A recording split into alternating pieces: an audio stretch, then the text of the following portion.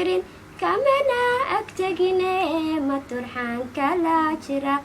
anna waan tolmaya waxaan tahla joogo turugada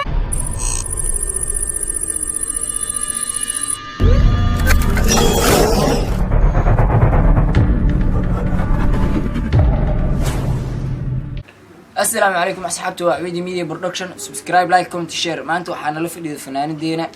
ورتن سكين بردتك إسبر soo dhawaada asxaabe magacaygu waa Natasha Diamond ما شاء الله نتاشا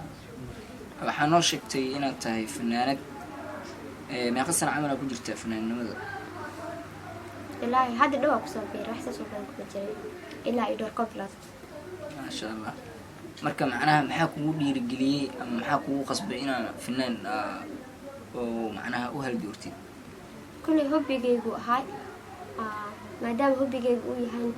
inaan fanaankii aan noqdo isku dayo ما شاء الله marka meeqa hees camal aad qaaday ilaa iyo laba hees marka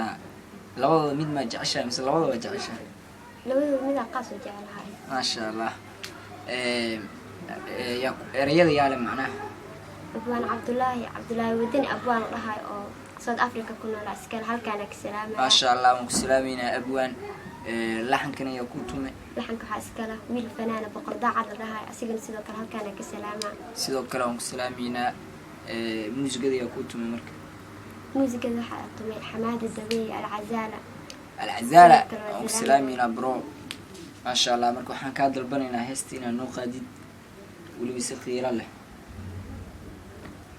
توسنا ودويدا ربي باتلالو تيرر كذا نومدي أسيقا ترتري كرا كلا توسين كرا ولي أسيقا ترتري كرا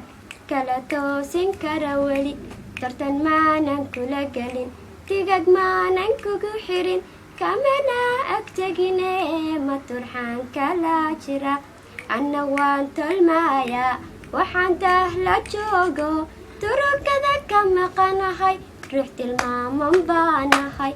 tilmaaman baanahay tanaad iyo kan tuugsada kan tariinka dheer wada waa talo ilaahay annateeda maqashee teelka maxaad u xirataa annateeda maqashee teelka maxaad u xirataa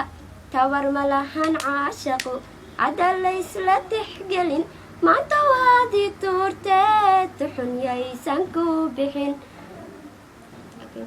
ما شاء الله walaashan waxaan ku rajeynaynaa in macnaha hore u socotid keep going abwaaniinta iyo dhammaan waan salaameynaa marka insha Allah waxaan ku rajeynaynaa guul dhammaan Soomaaliyeed meel walba joogto salaamaya sidoo kale faniskeyga aad aan jeclahay salaamu alaykum asxaabtooda